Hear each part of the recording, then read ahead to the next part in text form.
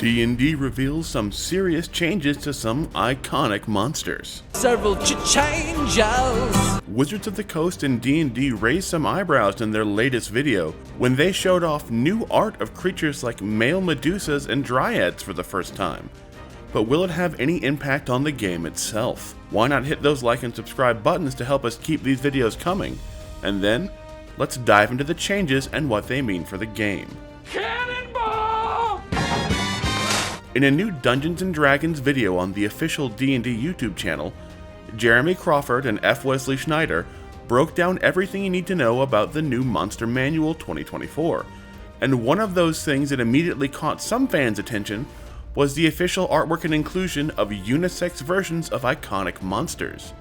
Creatures like male Medusas, male Hags, and male Dryads, which had been exclusively shown as female in previous D&D releases, with one tiny exception for Medusas. Male satyrs were also officially given artwork for the first time, although you could of course make male satyrs in D&D Beyond since the species was officially added years back, but somehow they had never had any official male artwork, which is slightly odd if you consider their Greek mythology origin as of a male creature.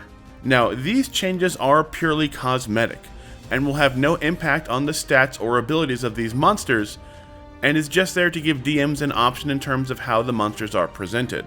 But this also represents something of a missed opportunity to give the new male versions of some of these monsters unique abilities or stats to further boost monster variety, or to include a mechanic like they did with the new Incubus-Succubus rules for 2024 to allow them to switch back and forth between the genders with unique abilities and stats tied to each one.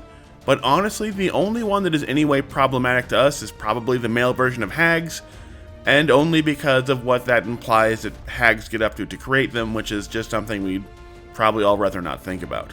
But on a serious note, having more variety is always welcome for DMs, even if we wish they had gone a bit more all-in with different stats and abilities to add variety to the different genders of monsters besides just the physical presentation. But there were a few big mechanical changes to monsters shown off in the new video as well. First off, a fantastic option was added back in by D&D from books of past editions, and that is the inclusion of potential treasure and gear options in the stat blocks of the monsters. This is an amazing return of a much missed feature that really helps DMs figure out what kind of loot to funnel to their players, and can even help them tailor specific combats to help outfit the party with the kind of equipment or funds they might really need.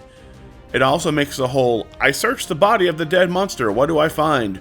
aspect of combat more rewarding and easier to figure out for DMs, and we are 100% here for it. The other big change is to some iconic monster types, mainly goblins and gnolls, two classic early monster encounters in D&D.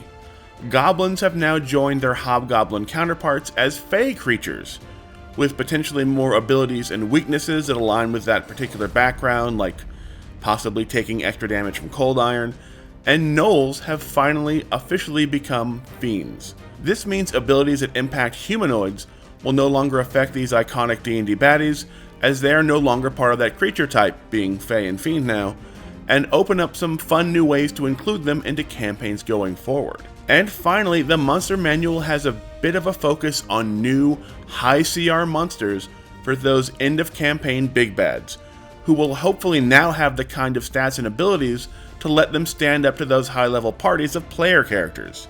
Jeremy Crawford spoke of giving DMs a new menu of options of their in-game big bads, and giving them abilities and stat lines to back that up. So hopefully DMs will now have an easier time dropping a major challenge on their high-level PCs, which doesn't involve homebrewing their own monster or, fudging the hit points and the abilities and damage of an existing creature to make it a challenge for those high-level PC parties, which can frankly be almost impossible given the current Monster Manual and as strong as player characters get when they start hitting 15, 16, and 17 in levels. So what do you think about male Medusas and Hags and actually dangerous high CR creatures in the new Monster Manual? Let us know in the comment section, and don't forget to hit those like and subscribe buttons.